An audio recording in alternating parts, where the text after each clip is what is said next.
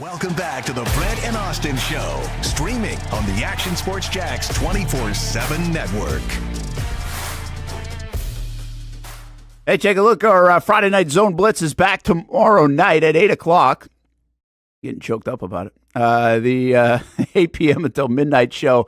And want to remember to remind you that you can see it Saturday and Sunday as well, as we replay it about a handful of times on the Action Sports Jax 24/7 network for everybody out at the games. We do have some changes to the schedule because of the weather, and there are some Thursday night games now, so we'll be at some of those, so we get to tie all of it in Thursday and Friday. But the show is still on tomorrow night, even though we could have some weather, so we'll have to balance that. We hope to have a handful of games, and I think Mr. Hugo was asking what game won the vote for the fifth live look in, and I believe it was Bishop Kenny and Tokoi Creek that ended up winning that. We'll also have Bowl St. Augustine. That's a huge game. If you like high school football, if you just like football, a lot of talent on the field. Bowl St. Augustine tomorrow night, and we'll be peeking into that one on the Friday night Zone Blitz. Again, you can see it on the Action Sports Jax 24/7 network, actionnewsjax.com, and the Action News Jax app. If you're out at the games, take a peek. Or if you're watching from home, you can do the same thing for all your high school football coverage, including bands. 15 minutes of bands at 11 o'clock tomorrow night on the network. Brent Martineau here, Austin Lane out in Vegas. Mr. Pico says, I can't watch a game with Lamar Jackson. It reminds me too much of Taven Bryan. Makes me sad inside. It is pretty wild to think about that, how that all happened. Right? The Taven Bryan stuff, and everybody passed on Lamar until the Ravens jumped back in, and good for them. That was one of the, I think you look back in league history and you might say, oh, that was one of the boldest moves the team's ever made, and what a move it was. But Austin, what would have happened if Lamar Jackson came to Jacksonville? Did the Jags flip the franchise? Did he flip the franchise? Is there excitement? Is he a two-time MVP? How do you feel about how things would have transpired? I'm not predicting that they would have been bad, by the way. I'm seriously asking, is he the guy that flips the franchise even earlier than, well, what looks like Trevor Lawrence has flipped the franchise? I mean, obviously, I think if he would have got his opportunity, he could have flipped the franchise, but you still had a quarterback, because that was the year. Was that 18 he got drafted, Brent? What year did Jackson get drafted? I think it was 18. 18. Yeah, because the Jags had a later pick because of their success in 17. So, yes. Yeah. So, I mean, listen, I get drafting him because you could have made an argument and say, okay, well, do you put him at wide receiver or something for the Jacksonville Jaguars? I understand why they didn't. Hindsight's 2020. Blake Bortles, while he helped you get to an AFC Championship game, after that, it was kind of downhill. I mean, I just think Lamar is so talented. I mean, wherever he ended up, he would have helped the team and elevated that team. You get the feeling, though, that Baltimore is probably his best home, just from the culture, from the GM and everything. I just felt like it was a really great fit for Lamar to be in Baltimore. But listen, I think if he would have came to Jacksonville, he definitely would have turned the whole thing around too when Blake Bortles left. It would have been the whole process of trying to explain that draft pick after you go to the AFC Championship game. Yeah, it would have been, the one thing about that, I think, as you remember it, or as I remember it, and I think you'd have to deep dive and probably go back to what exactly the Ravens did. But my perception of it is they changed a lot, Austin, to whatever they were doing to whatever they needed to do with Lamar Jackson. They kind of changed their philosophy offensively and everything else. And that allowed him to grow into a good quarterback, use his skill set, really lean on his strengths, maybe take away some of the early weaknesses and put him in a good position to be successful. And then obviously he took it from there, so much to the degree now that I think he doesn't need somebody to cater a system around him or adjust everything they've been doing. I think the idea when he first came into the league was hey, we're going to put our arms around him. We're going to do some things a little bit differently because of it, because he's got a different skill set. But I think if you were to be a free agent and go to any team right now, he just settle in wherever. You wouldn't have that kind of conversation. Does that make sense? No, without a doubt. I mean, it's almost like you set it and forget it. It's like an infomercial. I mean, regardless of the team that he was on, he would immediately elevate it just because of his skill set of being a dual threat guy. And I think now he's kind of made strides in his passing as well. Like, listen, there's a reason why the Ravens are one of the most favorite teams to win the Super Bowl this year, and I have him right behind the Kansas City Chiefs to do so. And you see a guy in Lamar Jackson who I feel like sometimes wasn't given like all the tools to succeed, it seems like, at the wide receiver position. You got a great tight end, Mark Andrews. They've had opportunities to try to plug and play, and they've drafted high too, and maybe have missed a little bit on some of those receivers. But what he's had at his disposal, and keep in mind, we have a great offensive line that makes things a lot easier on you. But when you look at the weapons that he's had, whether it's the running back position, whether it's the wide receiver position, he hasn't had the best weapons to work with. But what he's done with those weapons should be very, commendable, I would say. Yeah, they're an interesting team because they have such a good core from the franchise, right? Like, it had that winning ways. It has like a toughness to it, an identity to it, everything else. There was a lot of continuity in place to be able to make a move like this. What I wonder is if Jacksonville could have upset everything in here and taken them and had the success. They could have taken them. But would they have had the success, the vision, all of those things to do that? And I'm just not sure. I say this all the time about Russell Wilson. Like, everybody can say that, why do you take Brian Anger, not Russell Wilson? I just think Russell Wilson would not have been close to what he was in Seattle. They had all the things set up for that to work. And to his credit, he flourished. There is a part of that you don't want to take away.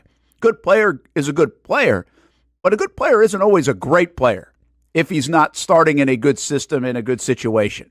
And I think that's what we're hoping happens in Jacksonville. They rescued it in a hurry with Trevor Lawrence.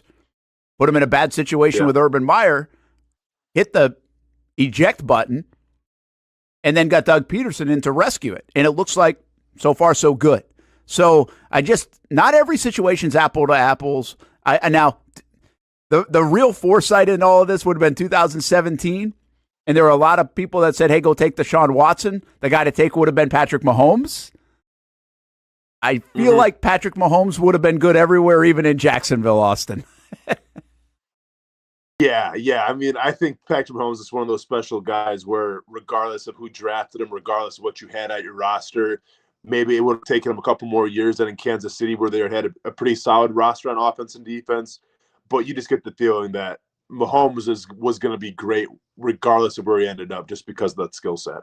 Yeah, so it's just I always that history lesson is always, something to go back and see. Now, what a lot of people would say now, okay, you wouldn't be in the situation you are in with Trevor and signing him, and hopefully that's a good thing. We look up a couple of Super Bowls later, and it all was for a good reason. It's different than having the story of 2012, 13, 14, 15, 16, and wondering, okay, well, you could have this guy, could have this guy, could have this guy, and you're 3-13, right? So it's a little bit different here in Jacksonville. Feels like a little bit of a safer conversation now to have in Jacksonville. But and every team could do that with a guy like Lamar Jackson because all of them passed on him. Now, not everybody needed a quarterback. Like the New England Patriots weren't going to take a quarterback at that spot. But definitely a little bit fascinating from that degree. Okay, I want to tell you a little bit coming out of the locker room yesterday, Austin, and the Jags in general. We talked about the play calling with Doug. It was really interesting to hear Trevor talk yesterday. Right toward the end of our show, he was talking, and he didn't necessarily say anything about the play calling, but what he said basically stamped that it's really Press's offense. Press is pushing the buttons on it. He talked about how the game planning goes in, and Press really does a lot of the research and gets everything ready. And then they have discussions with Trevor about, okay, what do we like? What do we don't like? How are we going to attack it? And then they kind of readjust it. And then by Thursday, Friday, and Saturday, it looks a little bit different. But it was totally like Press is doing this. Now, I could see you being a guy as an offensive coordinator that puts the game plan together and doesn't call the plays. But in this situation, I think it's pretty obvious the guy putting the game plan together with the collaborative effort of Doug and Mike McCoy and also Trevor is calling the plays. So as much as Doug Peterson doesn't want to say, and I'm not going to turn this into a 20-minute play calling conversation, but I just think to punch it home, as long as Doug Peterson doesn't want to say it, but I think Trevor's basically told us over the last 5 months that Press Taylor is calling plays. Yeah, no, without a doubt. And listen, whatever the case may be, why Doug Peterson wants to drag this out, maybe he just, is getting a good chuckle out of it. Maybe he truly believes there is some kind of gamesmanship about it. But, all the clues have kind of been there, Brent, and those clues starting with your starting quarterback, your franchise quarterback, who has kind of alluded to that he feels comfortable with Press Taylor. And we've had this conversation how many times? And we think Doug Peterson's a better man for the job in terms of play calling. And now that you've brought in other guys to help, monitor the locker room and kind of establish that culture a little more, you could essentially, take a little bit off your plate of trying to, babysit people. I don't want to say, because babysit sounds bad, but you know what I'm saying? Just like oversee everything and kind of leave it more to the players now and focus on the X's and O's. But once again, maybe he just wants to help elevate Press Taylor, and it all comes down to Trevor Lawrence, Brent. And if that's what Trevor Lawrence wants, then go ahead and give it to him. Well, yeah, and I think forget about the want or even, and I know what you're saying, but I think you could, it's not like, hey, I'm picking you. Like this isn't kickball, right? Like this is more, he's comfortable. He trusts it. And that's the good thing. That's what he said since April when asked about these kind of questions. Kim, I think you said you have some Trevor Lawrence from yesterday. Let's take a listen. I thought it was kind of an intriguing look at how they put together the offensive game plan in all games, but especially this week against Miami. Those, especially, Press puts a lot of time into like all that stuff and all the tape and the breakdowns and all that. And obviously I do my own studies and stuff I like to do every week, but he already has a pretty good idea typically of what he wants to do. Towards the end of the week, he's putting it together and we're kind of piecing everything. Doug and Press, we're all talking about it, and myself. Usually I'll talk with them, I'd say probably Thursday, Friday, we start to kind of talk about the openers, and then by, Friday, Saturday, we definitely have them in place. So there's a lot of different things that we do. It just depends on the week. Obviously, it changes every week, but you have with every play, there's a purpose, and you're trying to, see how the game unfolds and how they respond and all those things. It's it's definitely like a chess game. So there's a lot that goes into it that, I don't do all the prep work on that, but obviously I feel, or I have the say on if I'm not comfortable with something or if I want to add something, or, he asked me if he's deciding between a few things. So yeah, we talk about all that. I spent some time around Trevor last week, just for a little bit. We had a sit-down interview that we'll play tomorrow on our NFL preview show tomorrow night, 7 o'clock on CBS 47. You'll hear some of that tomorrow as well here on this show. And we were talking off camera just about some of these things on offense, Austen, and just how long it takes to kind of get it, right? Get what they're trying to do. You often hear Trevor or Doug say the why, right? The why we're doing this in the offense. And he kind of just indicated it again at the end. He talked about the chess part of this. It's not just checkers. I have in the past, in my broadcasting career and covering the NFL, admittedly said, these guys overthink it. This isn't NASA. We're not doing heart surgery here. But the more I do actually talk to, I guess, coaches and players as I get a little bit older and try to get a little bit more intel on some of their offensive stuff, I actually think it is pretty complex. and it takes a while to figure it out. And I was talking to Trevor a little bit about that. I was like, man, how'd you learn all? Like, he basically said he's like on the whiteboard for 2 years, making sure he got it and got it and got it and got it. I mean, this wasn't just like cramming for a test on a Sunday. This is like 2 years worth of work put in to kind of feel where he's at right now, and a lot of whiteboard work. And I'm not telling you that's different than everybody else. I'm just trying to give people some insight at how much goes into this. And I joked around with him a little bit, Austen. I said, man, we all on the outside, we all think like, why the hell didn't you see that guy?